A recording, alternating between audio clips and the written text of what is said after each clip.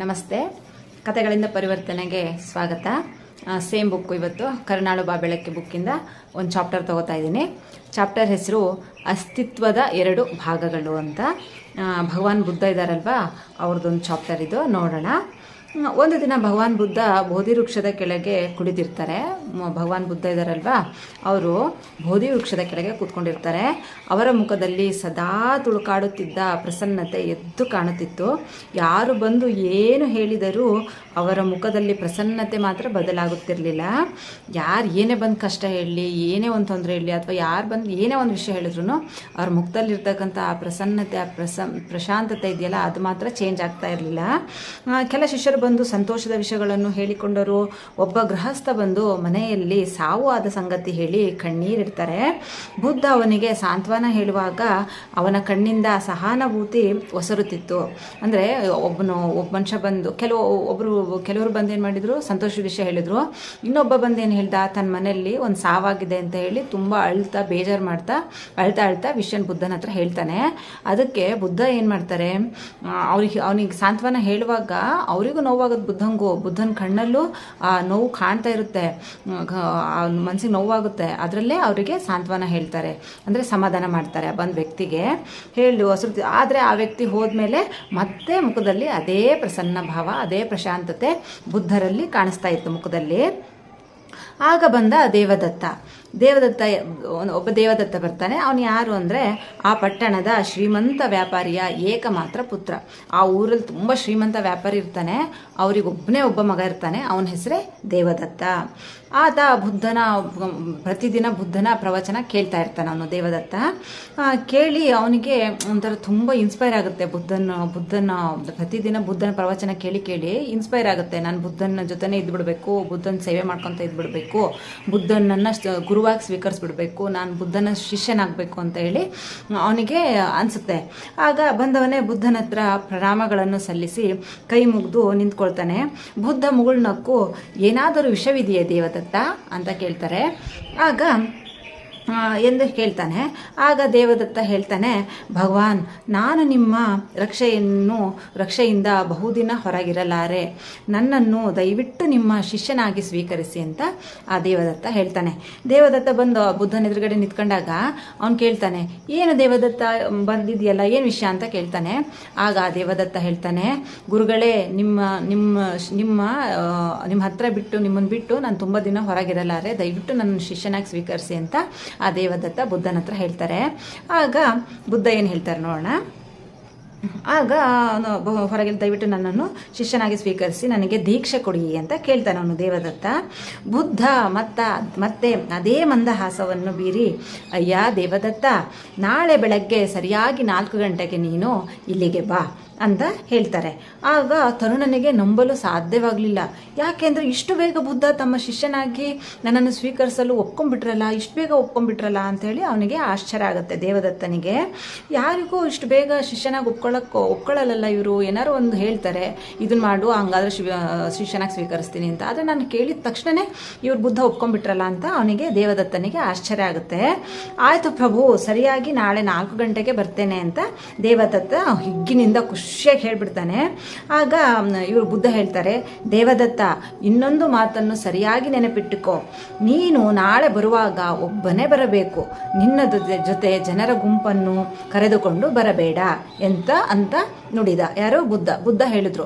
ದೇವದತ್ತ ದೀಕ್ಷೆ ತಗೋಬೇಕು ಅಂತ ಹೇಳಿದ್ರಲ್ಲ, ಅದಕ್ಕೆ ಬುದ್ಧ ಏನು ಹೇಳಿದ್ರು, ನಾಳೆ ಬೆಳಗ್ಗೆ ಸರಿಯಾಗಿ 4 ಗಂಟೆಗೆ ನೀನು ಇಲ್ಲಿಗೆ ಬಾ, ನಾನು ನಿನಗೆ ದೀಕ್ಷೆ ಕೊಡ್ತೀನಿ ಅಂತ ಬುದ್ಧ ಹೇಳ್ತಾರೆ. ಬುದ್ಧ ಹೇಳಿದಾಗ ಅವಾಗ ಅದನ್ನು ಹೇಳ್ತಾರೆ, ಬುದ್ಧ ನೆನ್ಪಿಟ್ಕೋ, ನಾಳೆ ಬೆಳಗ್ಗೆ ನೀನು ಬರುವಾಗ ಒಬ್ಬನೇ ಬರಬೇಕು, ಮತ್ತೆ ಯಾರ ಜನರ ಗುಂಪನ್ನು ಕರ್ಕೊಂಡು ಬರಬಾರ್ದು ಅಂತ ಹೇಳಿ ಬುದ್ಧ ಹೇಳ್ತಾರೆ. ಇವನಿಗೆ ತುಂಬ ಖುಷಿಯಾಗ್ಬಿಡುತ್ತೆ, ಆ ಬುದ್ಧ ನನಗೆ ದೀಕ್ಷೆ ಕೊಡ್ತಾರೆ ಅಂತ ಖುಷಿಯಾಗಿ, ಆಯ್ತು ಗುರುಗಳೇ, ನಾನು ಯಾರನ್ನೂ ಕರ್ಕೊಂಡು ಬರಲ್ಲ, ನಾಳೆ ನಾನು ಒಬ್ಬನೇ ಸರಿಯಾಗಿ ಬೆಳಗ್ಗೆ 4 ಗಂಟೆಗೆ ಬರ್ತೀನಿ ಅಂತ ಹೇಳಿ ದೇವದತ್ತ ಹೇಳು ಖುಷಿಯಾಗಿ ತಲೆ ಅಲ್ಲಾಡಿಸ್ತಾ ಹೊರಟೋಗ್ತಾನೆ. ಮರುದಿನ ಸರಿಯಾಗಿ 4 ಗಂಟೆಗೆ ದೇವದತ್ತ ಬಂದ. ಬುದ್ಧನ ಮುಂದೆ ಕೈ ಮುಗಿದು ನಿಂತ. ಒಂದು ಕ್ಷಣ ಅವನನ್ನು ಎವೆ ಇಕ್ಕದೆ ನೋಡಿದ ಬುದ್ಧ ಹೇಳಿದ, ಅಂದರೆ 4 ಗಂಟೆಗೆ ದೇವದತ್ತ ಬರ್ತಾನೆ, ಬಂದು ಬುದ್ಧನ ಎದುರು ನಿಂತ್ಕೋತಾನೆ. ನಿಂತ್ಕೊಂಡು ದೇವದತ್ತ ನಿಂತ್ಕೊಂಡಿರ್ತಾನೆ. ಬುದ್ಧ ಅವನನ್ನ ಮುಖ ನೋಡ್ತಾನೆ. ಮುಖ ನೋಡಿದ ತಕ್ಷಣ ಬುದ್ಧ ಏನು ಹೇಳ್ತಾರೆ, ದೇವದತ್ತ, ನಾನು ನಿನಗೆ ಒಬ್ಬನೇ ಬರಲು ತಿಳಿಸಿದ್ದೆ ತಾನೆ, ನಾನು ನಿನಗೆ ಒಬ್ಬನೇ ಬರೋಕ್ಕೆ ಹೇಳಿದ್ದೆ ತಾನೆ, ಆದರೆ ನೀನು ಜಾತ್ರೆಗೆ ಆಗೋಷ್ಟು ಜನನ ಕರ್ಕೊಂಡು ಬಂದಿದೆಯಲ್ಲ ಅಂತ ಹೇಳ್ತಾರೆ. ಆಯಿತು ಸರಿ, ಈಗ ನೀನು ಮರಳಿ ಮನೆಗೆ ಹೋಗು, ಮತ್ತೆ ನಾಳೆ ಬಾ, ನಾಳೆ ಇದೇ ಸಮಯಕ್ಕೆ ಬಾ, ಇವತ್ತಿನ ಹಾಗೆ ರಾಶಿ ಜನರನ್ನು ಕರೆದುಕೊಂಡು ಬರಬೇಡ ಅಂತ ಹೇಳ್ತಾರೆ ಬುದ್ಧ. ನೀನು ಇವತ್ತು ತುಂಬ ಜಾತ್ರೆ ಆಗೋಷ್ಟು ಜನರನ್ನು ಕರ್ಕೊಂಡು ಬಂದಿದೀಯಾ, ಇವತ್ತು ಬೇಡ, ನಿನ್ನ ಮನೆ ಹೋಗು, ನಾಳೆ ನೀನು ಇದೇ ಸಮಯಕ್ಕೆ 4 ಗಂಟೆಗೆ ಒಬ್ಬನೇ ಬಾ, ಯಾರನ್ನೂ ಕರ್ಕೊಂಬರ್ಬೇಡ ಅಂತ ಬುದ್ಧ ಹೇಳ್ತಾರೆ. ಆಗ ದೇವದತ್ತನಿಗೆ ಆಶ್ಚರ್ಯ. ಸುತ್ತಮುತ್ತ ಎಲ್ಲ ಕಡೆ ತಿರುಗಿ ನೋಡ್ತಾನೆ, ಯಾರೂ ಇರಲ್ಲ.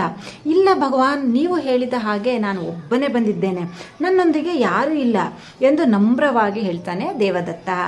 ನಿನ್ನ ಜೊತೆಗೆ ಯಾರು ಬಂದಿಲ್ಲ ಅದು ಸರಿ, ಆದರೆ ನಿನ್ನೊಳಗೆ ತುಂಬಿಕೊಂಡಿದ್ದಾರಲ್ಲ ಎಷ್ಟೊಂದು ಜನ, ನಾಳೆ ಬರುವಾಗ ಅವರನ್ನೆಲ್ಲ ಬಿಟ್ಟು ಬಾ ಅಂತ ಹೇಳ್ತಾರೆ. ಬುದ್ಧ ಯಾಕೆ ಹೇಳಿದ್ರು ಅಂದರೆ, ಅವನ ದೇಹ ಮಾತ್ರ ಅಲ್ಲಿಗೆ ಬಂದಿದೆ, ಅವನ ಮನಸ್ಸು, ಅವನ ಅಪ್ಪ ಅಮ್ಮ, ಹೆಂಡತಿ, ಮಕ್ಕಳು ಅದೇ ನೆನಪಲ್ಲಿ ಅವರ ವಿಷಯಗಳನ್ನು ತಲೆಯಲ್ಲೇ ತುಂಬಿಕೊಂಡು ಬಂದಿರ್ತಾರೆ ದೇವದತ್ತ. ಅದಕ್ಕೋಸ್ಕರನೇ ಅವ್ರು ಹೇಳ್ತಾರೆ, ರಾಶಿ ಜನರನ್ನು ಕರ್ಕೊಂಡು ಬಂದಿದೆಯಾ, ನೀನು ಒಬ್ಬನೇ ಬಾ ಅಂತ ಬುದ್ಧ ಅದಕ್ಕೋಸ್ಕರನೇ ಹೇಳ್ತಾರೆ. ಆಗ ದೇವದತ್ತ ಈಗ ತನ್ನ ಗಮನವನ್ನು ಮನಸ್ಸಿನೊಳಗೆ ತಿರುಗಿಸಿದ. ಹೌದು, ಅದೆಷ್ಟು ಜನ ಮನದಂಗಳದಲ್ಲಿ ಗುಂಪು ಕಟ್ಟಿಕೊಂಡು ಆತಂಕದಲ್ಲಿ ಇವನನ್ನೇ ನೋಡ್ತಾ ಇದ್ದಾರೆ. ಅಲ್ಲಿ ಅವನ ತಂದೆ ತಾಯಿ ಕಣ್ಣಂಚಿನಲ್ಲಿ ನೀರು ತುಂಬಿಕೊಂಡು ನಿಂತಿದ್ದಾರೆ. ಅಂದರೆ ಅವರ ಅಪ್ಪ ಅಮ್ಮ, ಅಯ್ಯೋ ನನ್ನ ಮಗ ಇದು ಶಿಷ್ಯನಾಗಿಬಿಡ್ತಾನೆ, ಇನ್ನು ಮನೆಗೆ ಹೆಂಡತಿ ಮಕ್ಕಳು ಅಪ್ಪ ಅಮ್ಮ ಅಂತ ನೋಡೋಕೆ ಬರೋದಿಲ್ಲ, ನನ್ನ ಮಗ ಶಿಷ್ಯನಾಗಿ ಹೋಗ್ತಾ ಇದ್ದಾನೆ ಅಂತ ಹೇಳಿ ಅವರಿಗೆ ಕಣ್ಣಂಚಲ್ಲಿ ನೀರು ತುಂಬಿಕೊಂಡು ನಿಂತಿರೋದು ಅವ್ರಿಗೆ ಕಾಣಿಸುತ್ತೆ ದೇವದತ್ತನಿಗೆ. ಮತ್ತು ದೇವದತ್ತನಿಗೆ ಸುಂದರವಾದ ಹೆಂಡತಿ ಇರ್ತಾರೆ, ಪತ್ನಿ, ಅವಳು ಅಲ್ಲಿಯೇ ನಿಂತಿದ್ದಾಳೆ. ಆಕೆಯ ಬಟ್ಟಲು ಕಣ್ಣುಗಳಲ್ಲಿ ದುಗುಡ ಆತಂಕ ತುಂಬಿದೆ. ಅಯ್ಯೋ ನನ್ನ ಗಂಡ, ನನ್ನ ಮಕ್ಕಳನ್ನ ಅಪ್ಪ ಅಮ್ಮನ್ನೆಲ್ಲ ಬಿಟ್ಟು ನಮ್ಮನ್ನು ದೂರ ಮಾಡಿ ಹೋಗ್ಬಿಡ್ತಾರಲ್ಲ ಅಂತ ಹೇಳಿ ಹೆಂಡತಿ ಕೂಡ ಕಣ್ಣಲ್ಲಿ ನೀರು ತುಂಬಿಕೊಂಡು ಅವನನ್ನೇ ನೋಡ್ತಾ ಇರ್ತಾಳೆ. ಅದು ಅವನಿಗೆ ಕಾಣಿಸುತ್ತೆ ಮನಸ್ಸಲ್ಲಿ. ಮತ್ತು ಅಲ್ಲಿಯೇ ನಿಂತಿದ್ದ 2 ಪುಟ್ಟ ಮಕ್ಕಳು, ಅವರು ಅಮ್ಮನ ಮುಖ ನೋಡ್ತಾ ನಿಂತಿದ್ದಾರೆ. ಅಮ್ಮ ಅಪ್ಪ ನಮ್ಮನ್ನೆಲ್ಲ ಬಿಟ್ಟು ಹೋಗ್ತಾ ಇದ್ದಾರಲ್ವಾ ಅಂತ ಹೇಳಿ ಆ ಮಕ್ಕಳು ಅಮ್ಮನ ಮುಖ ನೋಡ್ತಾ ನಿಂತಿದ್ದಾರೆ, ಕಣ್ಣಲ್ಲಿ ನೀರು ತುಂಬಿಕೊಂಡು. ಅದು ಅವನಿಗೆ ಕಾಣಿಸುತ್ತೆ. ಆಗ ದೇವದತ್ತನಿಗೆ ಅರ್ಥವಾಯಿತು, ನಾನು ತನ್ನವರನ್ನೆಲ್ಲ ಮನೆಯಲ್ಲಿ ದೈಹಿಕವಾಗಿ ಬಿಟ್ಟು ಬಂದಿದ್ದರೂ ಮನಸ್ಸಿನಿಂದ ದೂರ ಮಾಡುವುದಾಗಲಿಲ್ಲ. ಅದು ಸಾಧ್ಯವಾಗುವವರೆಗೂ ಆತ ಬುದ್ಧನ ಶಿಷ್ಯತ್ವವನ್ನು ಪಡೆಯುವುದು ಅವಶ್ಯಕವಾಗಿತ್ತು.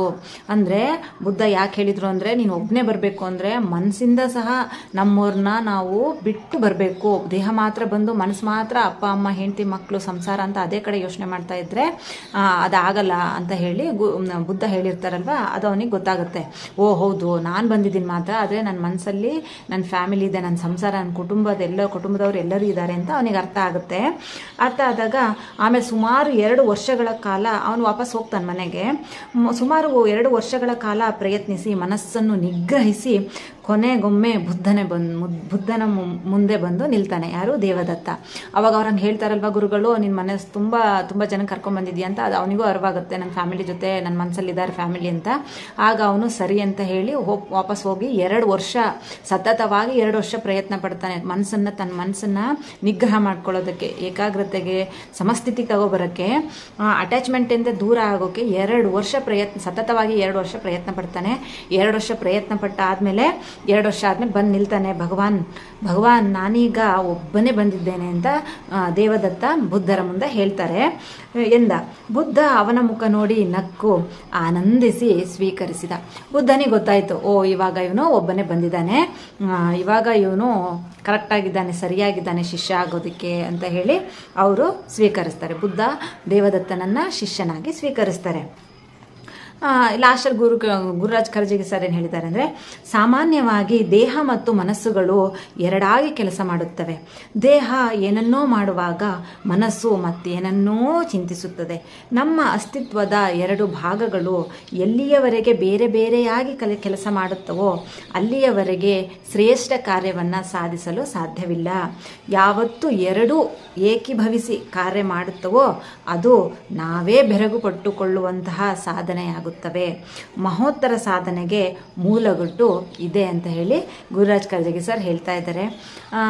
ಎಷ್ಟು ನಿಜ ಅಲ್ವಾ ಈ ಮಾತು, ಈ ಲಾಸ್ಟಲ್ಲಿ ಹೇಳಿದಾರಲ್ವ ಕರ್ಜಗಿ ಸರ್, ಆ ಮಾತು ಎಷ್ಟು ನಿಜ ಅಲ್ವಾ. ನಾವೇ ನೋಡಿ ಮನೆಯಲ್ಲಿ ಏನೋ ಅಡುಗೆ ಮಾಡ್ತಿರುವಾಗ ನಮ್ಮ ಮನಸ್ಸು ಎಲ್ಲೋ ಇರುತ್ತೆ, ಪೂಜೆ ಮಾಡ್ತಿರ್ತೀವಿ, ನಾವು ದೈಹಿಕವಾಗಿ ಪೂಜೆ ಮಾಡ್ತಿರ್ತೀವಿ, ಮನಸ್ಸು ಮಾತ್ರ ಬೇರೆ ಎಲ್ಲೋ ಏನನ್ನೋ ಯೋಚನೆ ಮಾಡ್ತಿರುತ್ತೆ. ಒಟ್ಟಿನಲ್ಲಿ ನಾವು ಏನೇ ಮಾಡ್ತಿರ್ಲಿ ನಮ್ಮ ಮನಸ್ಸು ಬೇರೆ ಕಡೆ ಯೋಚನೆ ಮಾಡ್ತಾ ಇರುತ್ತೆ. ಅದನ್ನೇ ಹೇಳ್ತಾ ಇದ್ದಾರೆ, ಮನಸ್ಸು ಮತ್ತು ದೇಹ ಎರಡೂ ನಿಗ್ರಹಿಸಿ ಒಂದೇ ಹತ್ರ ಸಮಸ್ಥಿತಿಯಲ್ಲಿ ಇಟ್ಕೊಂಡು ಏಕಾಗ್ರತೆಯಿಂದ ನಾವು ಜೀವನ ಮಾಡಿದಾಗ ನಾವು ನಾವೇ ಬೆರಗು ಪಟ್ಟುಕೊಳ್ಳೋಂಥ ಸಾಧನೆಯನ್ನು ನಾವು ಮಾಡ್ಬೋದು. ಈಗ ದೊಡ್ಡ ದೊಡ್ಡ ಸಾಧನೆ ಮಾಡಿದಾರಲ್ವಾ, ಅವರು ಗುಟ್ಟು ಏನು ಅಂದರೆ ಅವರು ದೇಹ ಮತ್ತು ಮನಸ್ಸನ್ನು ಎರಡನ್ನೂ ಸಮಸ್ಥಿತಿಯಲ್ಲಿ ಇಟ್ಕೊಂಡು ನಿಗ್ರಹಿಸಿ ಏಕೀಭಾವದಿಂದ ಅವ್ರು ಕೆಲಸ ಮಾಡ್ತಿರ್ತಾರೆ. ಹಾಗಾಗಿ ಅವರು ದೊಡ್ಡ ಸಾಧಕರಾಗಿದ್ದಾರೆ ಅಂತ ಕರ್ಜಗಿ ಸರ್ ಹೇಳ್ತಾ ಇದ್ದಾರೆ. ಸೊ ಈ ಚಾಪ್ಟರ್ ನಿಮಗೆ ಇಷ್ಟ ಆಯಿತು ಅಂತ ಅನ್ಕೋತೀನಿ. ಮತ್ತು ಇನ್ನೊಂದು ಚಾಪ್ಟರ್ ಜೊತೆ ಮತ್ತೆ ನೆಕ್ಸ್ಟ್ ಎಪಿಸೋಡಿಗೆ ಬರ್ತೀನಿ. ಸೊ ದಯವಿಟ್ಟು ನನಗೆ ಸಪೋರ್ಟ್ ಮಾಡಿ. Okay, thank you so much. Thank you.